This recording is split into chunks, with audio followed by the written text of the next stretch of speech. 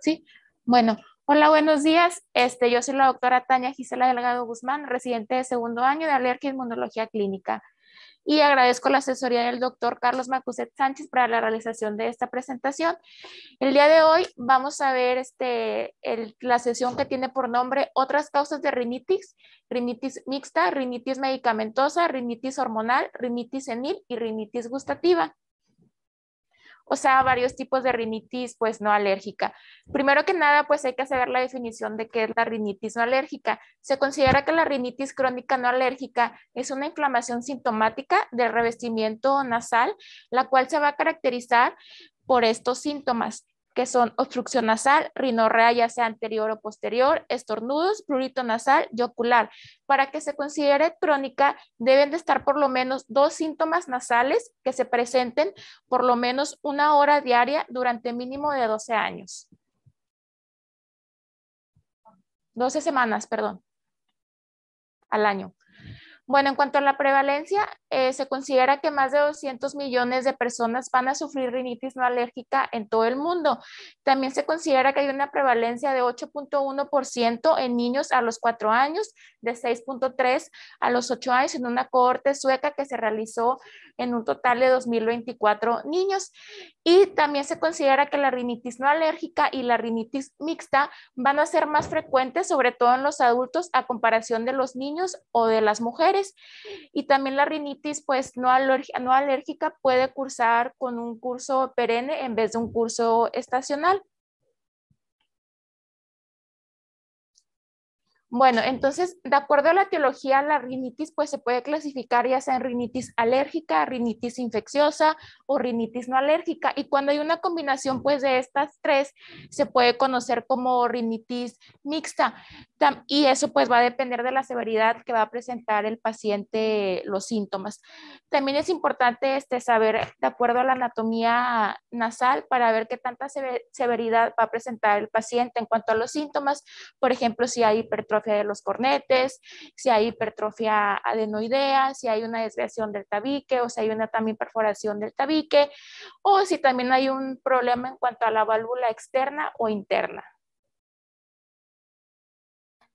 Bueno, entonces la rinitis crónica puede ser infecciosa. La rinitis infecciosa es una enfermedad aguda y autolimitada que esta sobre todo va a tener una etiología viral, que la principal causa pues va a ser un resfriado común. Sin embargo, esta también puede progresar hacia una infección bacteriana y se considera que las secreciones pues van a ser pálidas o puede haber formación de costras.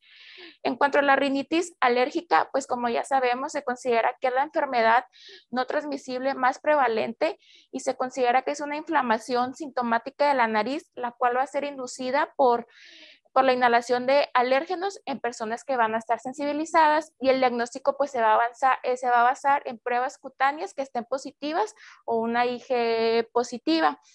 En cuanto a la rinitis no alérgica, estos van a ser pacientes que van a sufrir rinitis sin ningún signo de infección y sin signos sistémicos de alguna inflamación alérgica. O sea, esto quiere decir que tengan pruebas cutáneas positivas o una IgE específica positiva.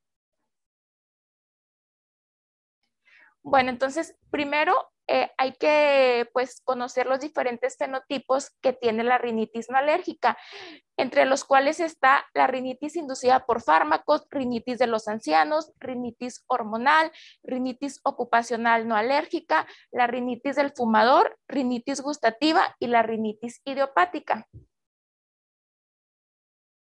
Vamos a empezar a hablar de la rinitis mixta. Se considera que la rinitis mixta, como ya mencioné anteriormente, pues es la combinación entre la rinitis alérgica o la rinitis no alérgica. Y también se considera que del 44 al 87% de los pacientes que padecen rinitis alérgica pueden llegar a presentar rinitis mixta. En cuanto a la fisiopatología de la rinitis mixta, pueden ser 2 causas. Va a haber una mínima inflamación persistente, sin embargo, también va a existir una inflamación neurogénica. ¿Qué quiere decir esto? Bueno, que se va a desencadenar por una variedad de irritantes, que esto va a estimular las terminaciones sensoriales, las cuales se encuentran en el nervio trigémino, y va a provocar un reflejo de liberación de neuropéptidos, y todo esto va a provocar que haya vasodilatación, edema de la mucosa, hipersecreción glandular y liberación de mediadores inflamatorios, y pues todo esto pues va a provocar los síntomas de la rinitis mixta. Bueno, en cuanto al cuadro clínico, estos van a ser pacientes que tienen síntomas de rinitis que no se van a explicar de forma completa por la sensibilización de una IgE específica. Por ejemplo, un paciente que esté monosensibilizado al polen de ambrosía, este paciente pues puede llegar a presentar síntomas de manera perenne. Sin embargo, pues van a ser síntomas de no causa alérgica ni infecciosa, que se pueden llegar a exacerbar durante la temporada de polinización de la ambrosía. Y también se encontró que en un estudio que la inmunoterapia puede llegar a servir en cuanto al tratamiento de la rinitis alérgica y rinitis mixta. También se considera que los pacientes con rinitis mixta van a requerir más medicamentos después de completar su curso de la inmunoterapia. Bueno, ahora hablando en cuanto a la rinitis inducida por fármacos, esta se puede dividir en dos. Pueden ser efectos adversos en cuanto al tratamiento sistémico, y también puede ser en cuanto al uso de la terapia descongestiva, que esta prácticamente pues es la más común, que se considera la rinitis medicamentosa.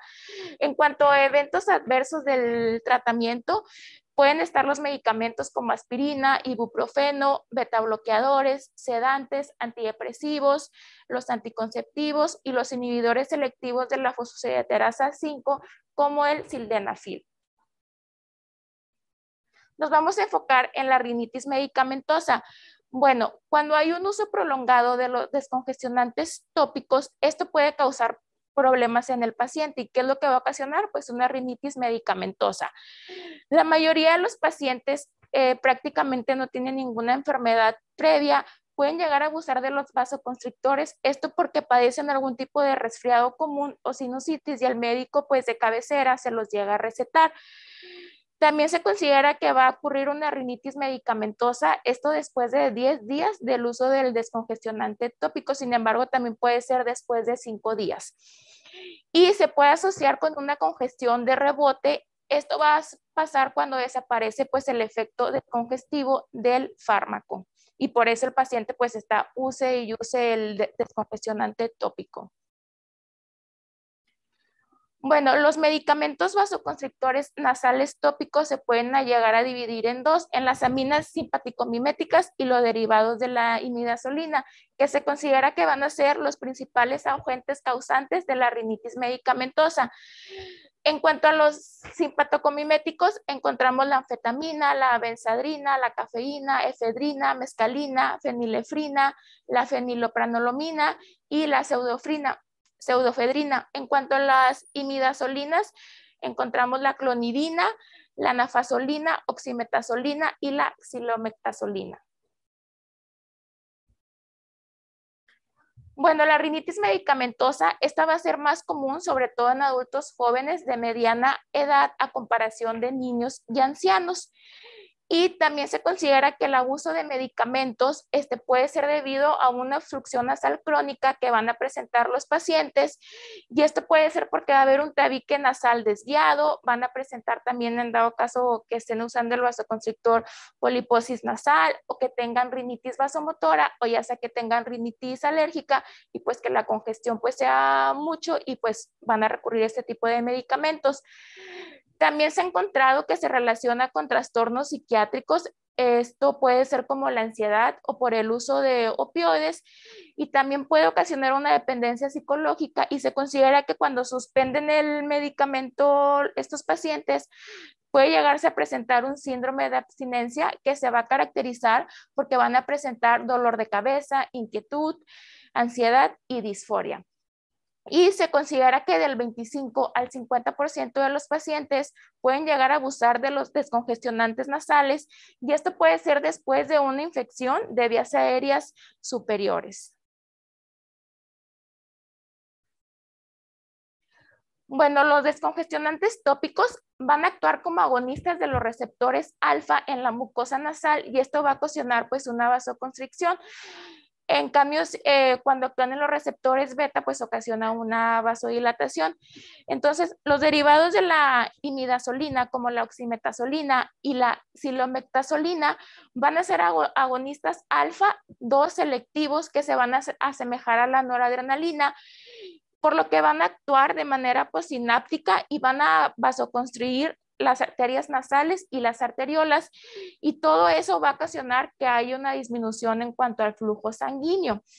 Entonces, la congestión de rebote quiere decir que hay un deterioro en cuanto a la sensación de la congestión nasal, o sea, el paciente pues prácticamente pues hay un abuso del vasoconstrictor y siempre dice que está pues congestionado, como muchas veces pues vemos aquí en la consulta. Se considera que hay dos hipótesis en cuanto a por qué hay una congestión de rebote. La primera es porque hay una isquemia de la mucosa. ¿Qué quiere decir esto? Bueno, hay una estimulación en cuanto a los receptores alfa adrenérgicos, los cuales van a ocasionar que hay una vasoconstricción arteriolar que ocasiona una isquemia de la mucosa y también ocasiona un edema de la lámina propia. La otra hipótesis, la cual puede llegar a ocasionar que hay una congestión de rebote, es una retroalimentación negativa. ¿Qué quiere decir esto? Bueno, también hay una sobreestimulación de los receptores alfa adrenérgicos, lo cual ocasiona que hay una dilatación del plexo venoso y también puede llegar a ocasionar pues una congestión venosa, y todo esto pues por la retroalimentación negativa. También puede haber una taquifilaxia en los receptores vasculares alfa, y esto va a ocasionar que haya una reducción tanto en el efecto descongestivo y la duración del fármaco, por lo que los pacientes van a necesitar más dosis de manera frecuente, ya que ellos perciben pues que hay una descongestión de manera pues adecuada. Entonces, van a existir varios cambios histológicos en la mucosa nasal de este tipo de pacientes. Entre los principales tenemos que hay una pérdida nasociliar, hay una metaplasia de células escamosas, un edema epitelial, hiperplasia de células calciformes, aumento de la expresión del receptor del factor de crecimiento epidérmico e infiltración de células inflamatorias. Bueno, estos pacientes se van a caracterizar porque va a haber una congestión nasal, sin embargo, no va a haber secreción nasal. Y es importante pues también interrogar en cuanto al uso de los vasoconstrictores tópicos, ya que pues muchas veces los médicos no preguntan, y esto para que nos ayude pues para poder diferenciar entre una rinitis medicamentosa o una rinitis alérgica o una rinitis vasomotora. También estos pacientes, debido a que hay tanta congestión, pueden llegar a presentar respiración oral, insomnio, ronquidos o algún tipo de trastorno del sueño. Este fue un artículo que evalúa los factores que predisponen a rinitis medicamentosa y que puede influir para que ellos no descontinúen pues este medicamento. El objetivo de este artículo fue definir los factores de riesgo e identificar las condiciones subyacentes que pueden llegar a causar el abuso de vasoconstrictores en la rinitis medicamentosa. En total se evaluaron 119 pacientes, fueron dos grupos, los de casos que fueron 68 personas y los controles que en total fueron 51 personas. Ok, ¿y qué fue lo que se encontró?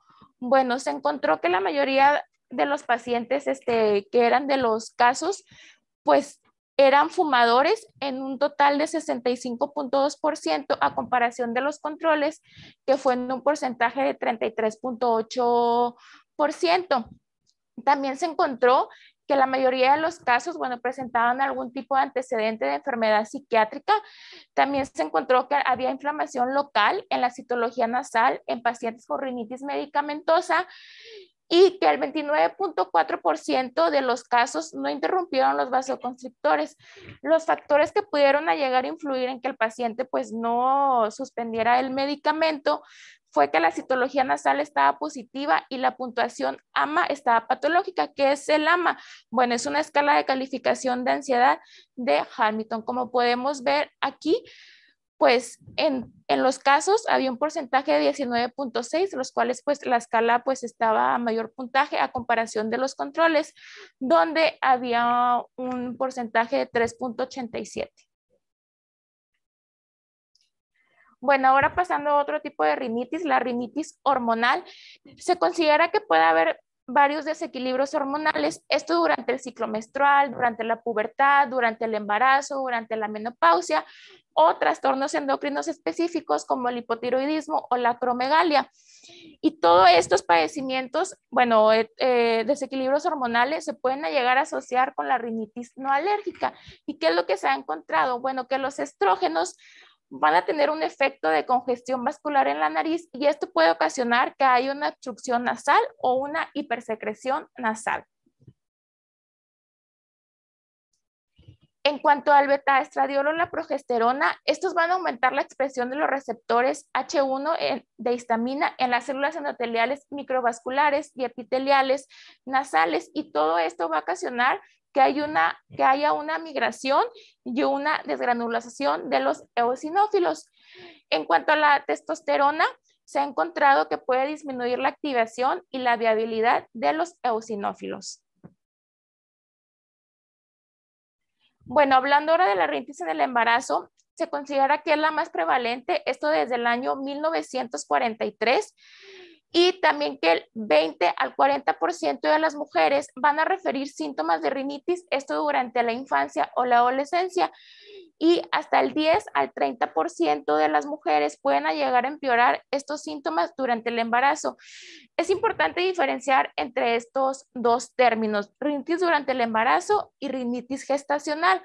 La rinitis durante el embarazo se considera que van a ser las mujeres, que va a incluir todos los tipos de rinitis, o sea, ya sea rinitis alérgica, medicamentosa, no alérgica o cualquier otro tipo de rinitis, las cuales presentan síntomas durante el embarazo, antes o después del embarazo.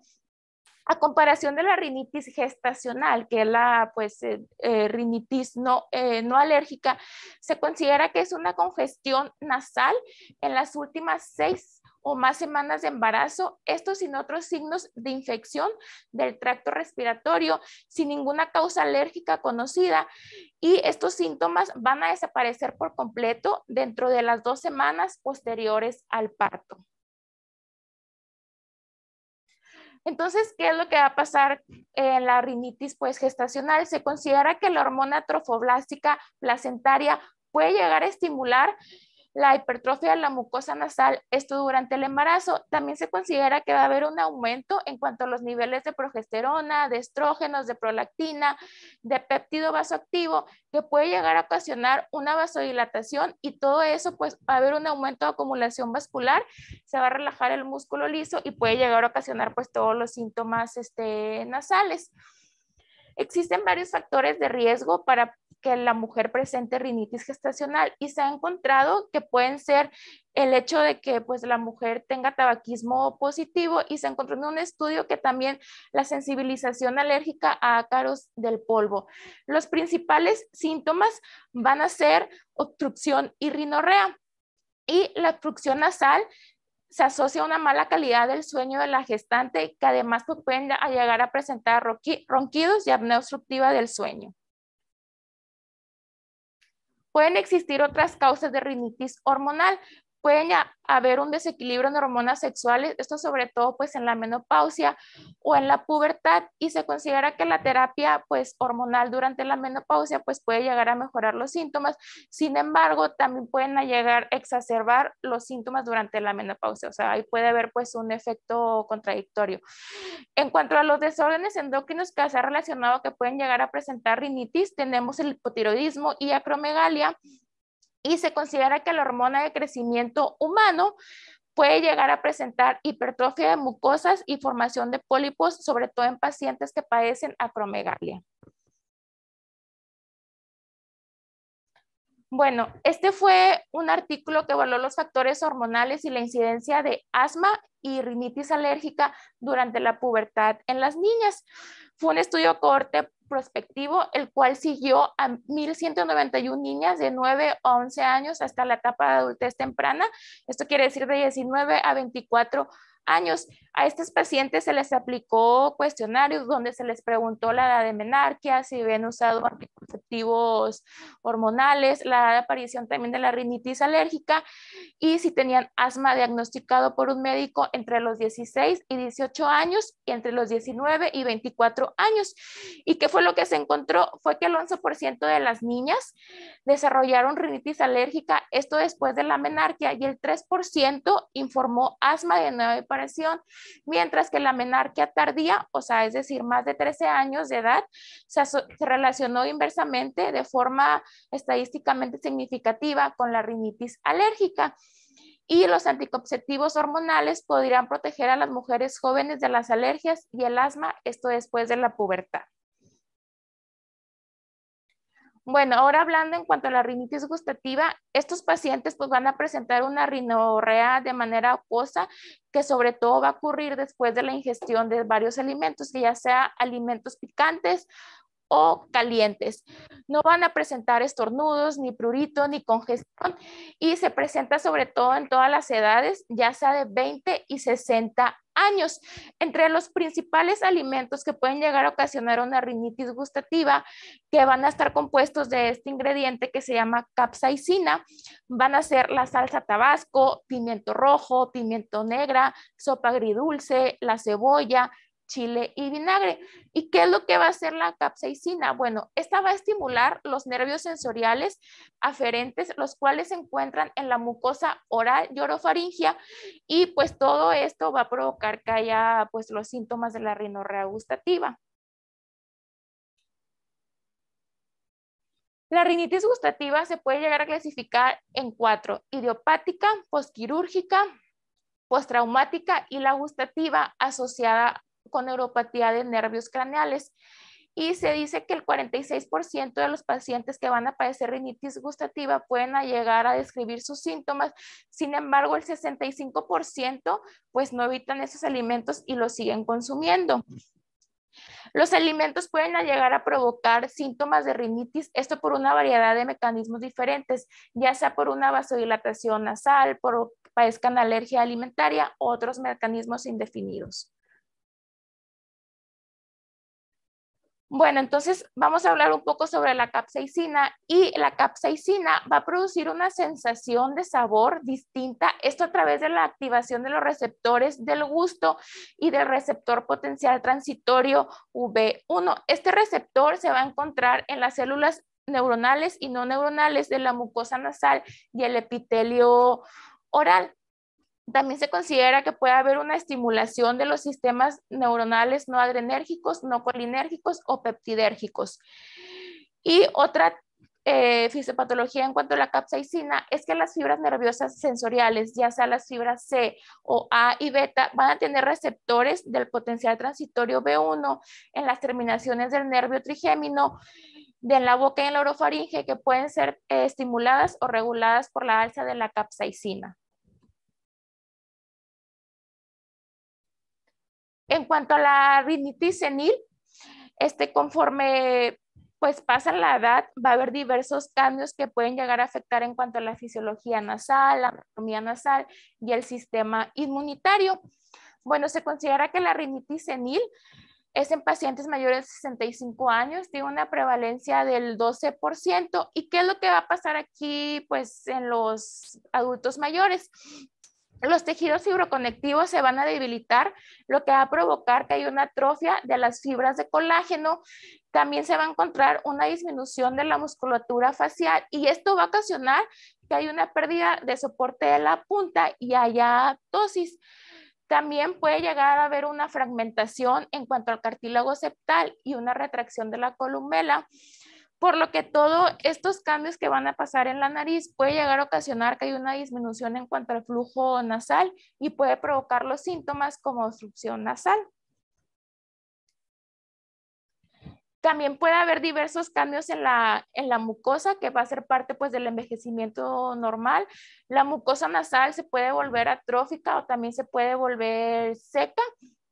También va a haber una disminución en cuanto al flujo sanguíneo de la mucosa, que esto va a contribuir a los síntomas de la humidificación de las fosas nasales por lo que los vasos mucosos no van a poder calentar ni humedecer pues el aire que se está inspirando.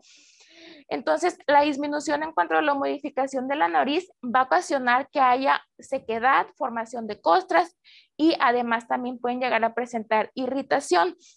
Estos pacientes van a presentar mucosidad espesa y también pueden llegar a tener una función mucociliar deteriorada y todo esto puede llegar a ocasionar que haya rinorrea, el drenaje postnasal crónica, pues que es muy espeso, que los pacientes pues lo refieren así, y también pueden llegar a presentar tos.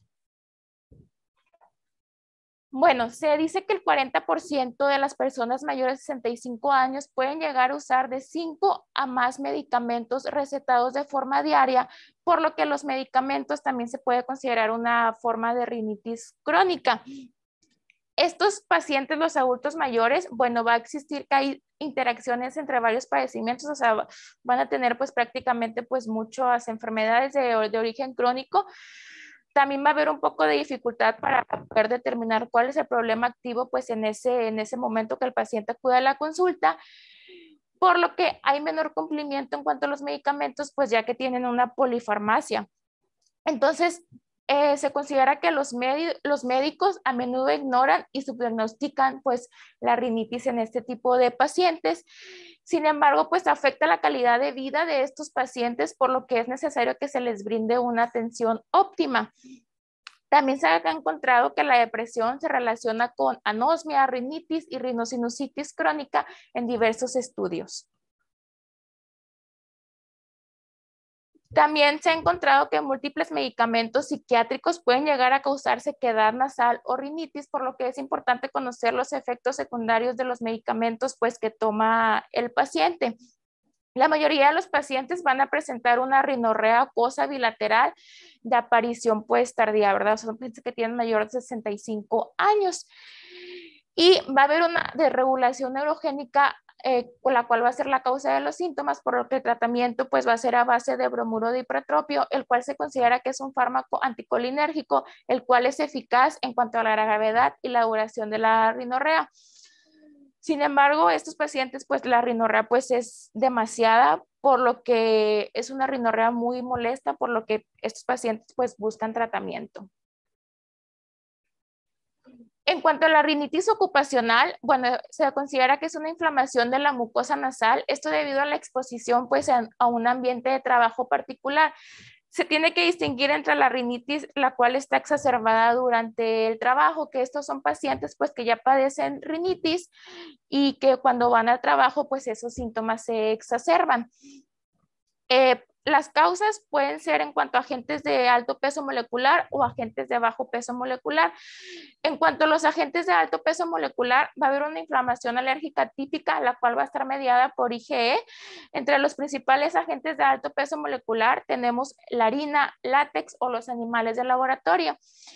Y en cuanto a los agentes de bajo peso molecular, va a haber una inflamación de la mucosa, esto por una sensibilización inmune a las vías respiratorias, y las causas va a ser por diisocionatos, cloro o amoníaco. Y los 300 agentes que pueden llegar a causar rinitis ocupacional también pueden ser los mismos que van a causar asma ocupacional. La incidencia se considera que es de 2 a 3 veces mayor que el asma ocupacional y una prevalencia se ha encontrado en 2% de las personas que trabajan en algún tipo de laboratorio de investigación o las personas que se dedican a la agricultura. También se considera que hay una prevalencia en cuanto al 87% de las personas que trabajan en una farmacéutica o que trabajan con detergentes, por lo que la exposición prolongada a agentes ocupacionales puede llegar a progresar a asma, por lo que es importante identificar los pacientes que padecen rinitis ocupacional, pues para evitar que progresen a un asma ocupacional. En cuanto a la rinitis vasomotora, se considera que tiene un porcentaje de 50% en cuanto a los tipos de rinitis no alérgica. Esta se va a caracterizar porque va a haber una hiperactividad de estímulos físicos y químicos. Sobre todo va a ser a olores fuertes, al aire frío, cambios de temperatura, humedad o la contaminación del aire. ¿Y qué es lo que va a pasar aquí? Bueno, va a haber un desequilibrio en cuanto al sistema simpático y parasimpático, que esto va a disminuir la permeabilidad nasal a través de la congestión vascular. Y también se considera que va a haber una respuesta hiperactiva de los canales iónicos del potencial receptor transitorio. Esto en las terminaciones nerviosas sensoriales de la mucosa nasal después de la exposición del irritante, por lo que va a ocasionar pues aumento de la vasodilatación y todo eso pues va a ocasionar los síntomas de la rinitis vasomotora. Bueno, ahora sí pasando al diagnóstico en cuanto a la rinitis crónica, que tiene una duración de más de 12 semanas, es importante diferenciar entre la rinitis infecciosa, que como ya mencioné, pues va a haber secreciones pálidas y puede llegar a haber costras. En cuanto a la rinitis alérgica, pues van a tener pruebas cutáneas positivas o una IgE pues positiva. Y en cuanto a la rinitis pues no alérgica, pues hay que saber diferenciar cuál es el fenotipo, que puede ser rinitis senil, rinitis gustativa, rinitis ocupacional, rinitis hormonal, rinitis inducida por fármacos o rinitis idiopática, que el diagnóstico de rinitis idiopática va a ser por exclusión y tiene una prevalencia pues del 50%. Bueno, la clave, pues como ya sabemos, en cualquier padecimiento, pues va a ser una historia clínica que debe hacerse pues de manera adecuada. Esto para poder llegar a un diagnóstico adecuado en cuanto a los fenotipos. También se considera importante pues conocer la edad del paciente, el estado hormonal del paciente, la duración y la frecuencia también de los síntomas, la exposición ocupacional o ambiental, el uso de medicamentos, ya sea sistémicos o nasales. También hay que hacer pues una rinoscopía anterior. Esto nos ayuda pues para detectar signos de infección, ya sea también la formación de costras, endonasales o algún tipo de deformidad anatómica que afecte de manera importante pues al paciente. En cuanto a la rinitis medicamentosa, en la exploración física se puede encontrar una mucosa nasal inflamada, la cual va a tener un aspecto rojo carnoso, con áreas de sangrado punteado y un moco escaso. En las últimas etapas se considera que va a haber una mucosa nasal pálida y edematosa. También se puede llegar a hacer una endoscopía nasal. Esto va a ayudar pues para examinar tanto la parte anterior como la parte posterior de la cavidad nasal y es un poco más específico que la rinoscopía. Y también se puede ayudar sobre todo en pacientes pues que tengan algún tipo de pólipo nasal. Las pruebas cutáneas, pues estas van a servir para ayudar pues si el paciente tiene rinitis alérgica o si padece pues rinitis no alérgica y se considera que tiene un alto valor predictivo negativo. También hay que interrogar pues sobre el uso de fármacos, por ejemplo, los bloqueadores alfa-adrenérgicos, los inhibidores de la enzima convertidora de angiotensina, los beta-bloqueadores, la clorpromacina, sobre todo van a ocasionar obstrucción nasal. También pues en cuanto a drogas, sobre todo la cocaína, este va a ocasionar rinorrea, formación de costras, dolor y una perforación del tabique nasal. El uso de descongestionantes nasales, un uso prolongado que va a ocasionar por rinitis medicamentosa con una obstrucción nasal crónica o el uso ya sea pues de aspirina o AINES que puede ocasionar pues síntomas de rinitis aguda o asma como el EREA. Hay que preguntarle pues estas preguntas de manera intencionada al paciente. ¿Cuáles tratamientos fueron efectivos que haya usado pues de forma anterior? ¿Cómo se usaron pues esos medicamentos? ¿Cuánto tiempo se usó pues esos medicamentos? Bueno, en cuanto a los pacientes que padecen rinitis no alérgica, no se recomiendan las siguientes pruebas diagnósticas. Las pruebas de provocación con alérgenos, sobre todo estas van a ayudar pues para confirmar cuando hay una sensibilización por indicación específica en pacientes que padecen rinitis alérgica, en pacientes pues que van a entrar al quirófano o pacientes que tengan rinitis alérgica local. Análisis microbiológico del contenido nasal, que va a ayudar pues para identificar la presencia de cualquier virus, bacteria, hongo, que no implica pues prácticamente ningún tipo de infección, o citología nasal o biopsia. Esta puede ayudar a distinguir entre una etiología inflamatoria o neurogénica de los síntomas, ya que se considera que si se encuentra algún tipo de inflamación eosinofílica, en ausencia de alergia sistémica, puede llegar a atribuirse a rinitis alérgica local, a síndrome de rinitis no alérgica con eosinofilia o intolerancia a los fármacos como aspirina, alimentos o algún tipo de conservante. También hay que hacer pues un diagnóstico diferencial, sobre todo si el paciente pues presenta una desviación del tabique nasal, que tenga hipertrofia de adenoides, que tenga algún tipo de tumor nasal, que estos pacientes que tengan alguna tumoración nasal se van a caracterizar porque van a presentar obstrucción unilateral, epistaxis, pueden llegar a presentar hiposmia o anosmia, dolor facial o una secreción pues maloliente. También diagnóstico diferencial se encuentra pólipos nasales o una rinitis alérgica local. En cuanto a la rinitis alérgica local, esta se considera pues que es una respuesta alérgica nasal, la cual va a ser localizada en pacientes con pruebas cutáneas negativas y también con una ausencia de IgE específica detectable. En cuanto a la fisiopatología, se considera que hay una producción local de la IgE, va a haber una infiltración de la mucosa nasal de eosinófilos, basófilos y mastocitos. Y en cuanto al diagnóstico de rinitis alérgica local, pues puede ser mediante una prueba de provocación de alérgeno nasal positiva, donde va a haber ciertas liberaciones de mediadores inflamatorios como la triptasa o la proteína catiónica eosinofílica. Y también se considera que el diagnóstico puede ayudar cuando hay una IgE nasal positiva. Estos pacientes se pueden llegar a convertir en pacientes con rinitis alérgica, esto después de 10 años en el 3% de las personas afectadas. Bueno, en cuanto al tratamiento, los pacientes con rinitis no alérgica van a constituir un grupo de pacientes con diferentes fenotipos, gravedad variable, una etiología también diferente y un tipo de inflamación diferente, por lo que estos pacientes van a responder menos a la terapia farmacológica a comparación de los pacientes que padecen rinitis alérgica. El tratamiento pues va a constar de corticosteroides intranasales, antihistamínicos intranasales, bromuro de ipatropio, corticosteroides intranasales y la combinación con antihistamínicos intranasales, descongestionantes, ácidos nasales con agua de mar, antihistamínicos orales y también se puede llegar a ofrecer la cirugía. Bueno, en cuanto a los corticosteroides intranasales, este fue una revisión sistemática la cual se publicó en Cochrane en el 2019. ¿Y qué fue lo que se encontró? Bueno, fue una revisión sistemática de 34 ensayos que compararon la monoterapia con corticosteroides intranasales versus placebo para todos los tipos de rinitis no alérgica. Y se encontró que no hay suficiente evidencia para saber si tratamiento con corticoides intranasales es mejor, peor, igual que usar otras estrategias de tratamiento, por lo cual la evidencia es muy baja ya que se incluyeron pocos estudios y la muestra pues era pequeña de los estudios.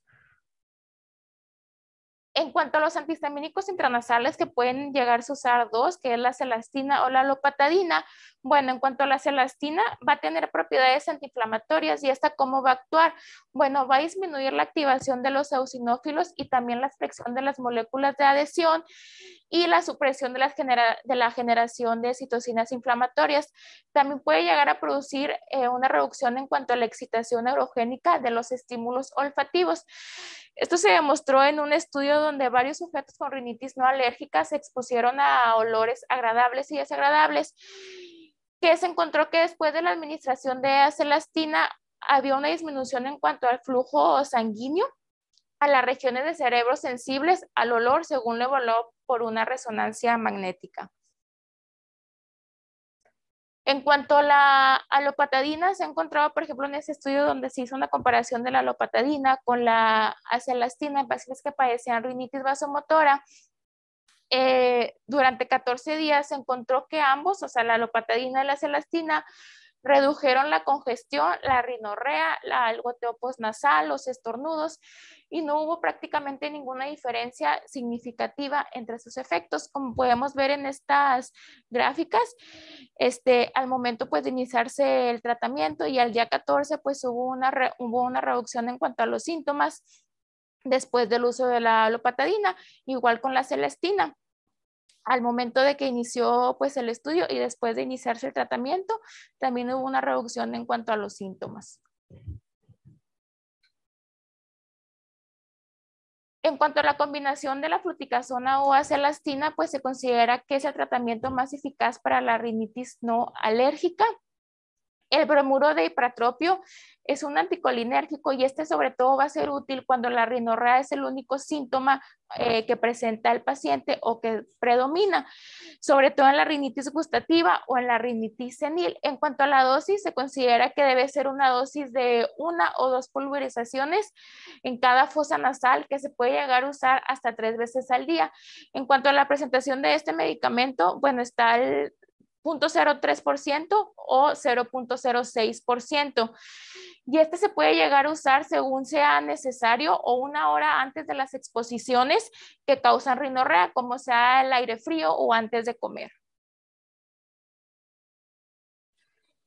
En cuanto a la capsaicina, esta puede llegar a disminuir los síntomas de la rinitis no alérgica, sobre todo pues se ha encontrado que es útil en pacientes con rinitis idiopática, ya que tiene efectos beneficiosos sobre los síntomas nasales generales, esto hasta 36 semanas después del tratamiento. Tiene un efecto adverso que puede llegar a irritar pues la mucosa nasal. También se puede usar en la rinitis gustativa, ya que va a actuar mediante una degeneración de las fibras C y el alivio a largo plazo de los síntomas. En cuanto a la pseudoefedrina o la fenilefrina, esta se puede llegar a usar cuando la congestión pues no mejora con el uso de corticosteroides intranasales o la combinación de corticosteroides intranasales y antihistamínicos intranasales. La dosis de pseudoefedrina se considera que es de 30 a 60 miligramos hasta 3 veces al día en los días sintomáticos. Bueno, este fue un estudio doble ciego aleatorizado donde se evaluó el uso de capsaicina de manera intranasal en pacientes con rinitis no alérgica. En total se incluyeron 22 pacientes, de los cuales a estos pacientes pues se les siguió durante 12 semanas el tratamiento. Estos pacientes tenían antecedente de rinitis no alérgica, los cuales se sometieron a una prueba de detección mediante una prueba diagnóstica de capsaicina intranasal con rinomanometría. Se les dio un tratamiento con 5 aplicaciones intranasales de capsaicina separadas por 1 hora. Bueno, y hubo un seguimiento a las 4 y a las 12 semanas. ¿Y qué fue lo que se encontró? Bueno, que el tratamiento con capsaicina intranasal dio como resultado un cambio medio con una mejora en la puntuación total de los síntomas y también hubo una mejoría en cuanto a la congestión nasal. En cuanto a los antihistamínicos, bueno, se considera que los de nueva generación no van a ser tan efectivos en los pacientes que padecen rinitis no alérgica.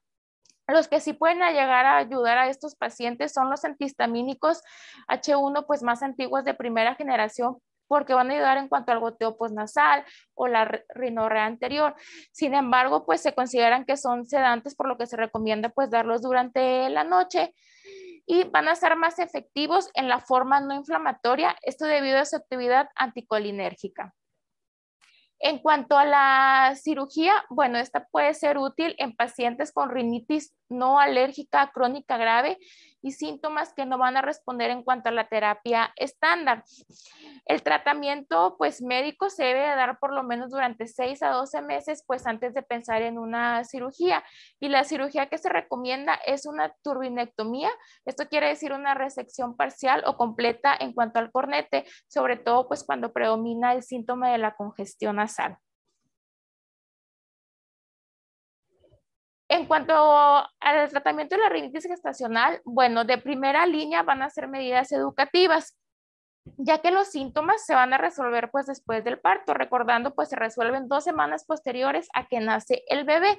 ¿Y qué es lo que se recomienda? Bueno, se recomienda ejercicio físico, ya que se ha demostrado que puede ayudar a mejorar en cuanto a la obstrucción nasal y el patrón de sueño. También se considera elevar la cabecera de 30 a 45 grados, ya también que mejora la congestión nasal, sobre todo durante la noche, y se considera los lavados nasales con solución salina. Los descongestionantes tópicos, bueno, de acuerdo a la FDA, se consideran pues una clasificación C. ¿Qué quiere decir eso? Pues que no hay estudios adecuados en mujeres embarazadas, sin embargo, hubo algunos efectos secundarios en el feto en experimentos con animales, pero el beneficio del producto puede justificar el riesgo potencial durante el embarazo. por lo que la oximetazolina pues se puede llegar a usar de forma ocasional, sobre todo cuando hay una congestión nasal que es muy severa y que realmente pues está afectando la calidad de vida de la mujer embarazada o que interfiere con el sueño. Se recomienda pues a una dosis muy baja y se recomienda que debe usarse sobre todo después del primer trimestre, ya que se ha demostrado que se asocia pues con defectos congénitos. Este fue un estudio que evaluó el uso de descongestionantes en mujeres embarazadas y pues el riesgo de padecer algún tipo de defecto congénito.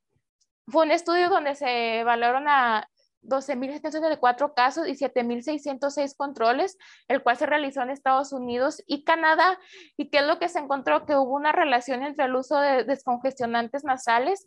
En el primer trimestre se asoció con estenosis hipertrófica del píloro y el uso de oximetazolina tópica en el segundo trimestre se asoció con anomalías en el sistema recolector renal en los recién nacidos. Y también se encontró que hubo una asociación en cuanto al uso de fenilefrina y el defecto de la almohadilla endocárdica. Entonces se recomienda que el uso de corticosteroides intranasales pues no van a estar recomendados. En cuanto a pacientes que padecen rinitis alérgica, o sea, previo al embarazo, se pueden llegar a usar estos corticosteroides intranasales, que es mometasona, budesonida y fluticasona, y entre los antihistamínicos que se pueden llegar a usar está la cetiricina, la loratadina o fexofenadina. En cuanto al tratamiento de la rinitis medicamentosa, bueno, lo principal pues va a ser dejar de usar el descongestionante tópico para hacer que la mucosa dañada pues se pueda llegar a recuperar. Sin embargo, estos pacientes, como es tanta la congestión, vuelven a usar pues este medicamento y pues el tratamiento pues falla. También se puede llegar a usar un corticosteroide intranasal y también cuando la congestión pues es muy severa, se puede dar un ciclo corto de corticosteroides sistémicos, esto ya sea por una duración de 5 a 7 días. Entonces ya por último, en resumen, tenemos que la rinitis senil, o sea, en pacientes mayores de 65 años, en cuanto a la fisiopatología, pues va a haber una atrofia de la mucosa y el tratamiento pues va a consistir en cuanto a bromuro de hipatropio. En cuanto a la rinitis gustativa, va a haber una inflamación neurogénica y el tratamiento pues va a ser a base de, pues, de quitar los elementos que ocasionan la rinitis gustativa y también se puede llegar a usar la capsaicina nasal o el bromuro de hipatropio, como mencioné anteriormente. En cuanto a la rinitis ocupacional no alérgica, en cuanto a su fisiopatología, pues va a ser una inflamación neurogénica y aquí lo que se recomienda pues es evitar la exposición en cuanto pues a la ocupación que está causando estos síntomas. En cuanto a la rinitis hormonal, va a haber un desbalance neuronal y el tratamiento pues va a ser a base de corticosteroides intranasales. En cuanto a la rinitis inducida por fármacos, va a ser un desbalance neuronal y pues aquí lo que se considera el tratamiento, pues hay que suspender el medicamento. Y en cuanto a la rinitis idiopática, va a haber una inflamación neurogénica y el tratamiento pues va a ser a base de corticosteroides nasales o la capsaicina nasal. Como conclusiones personales, es importante conocer los efectos, los diferentes fenotipos de la rinitis no alérgica, esto pues para poder hacer un diagnóstico adecuado y un tratamiento específico. Los casos de rinitis no alérgica pueden perderse por un diagnóstico erróneo de la rinitis no alérgica o por su coexistencia con rinitis alérgica, lo que se va a definir como rinitis mixta. Los pacientes con rinitis medicamentosa pueden necesitar un ciclo corto de corticosteroides sistémicos. Y eso es todo por mi parte.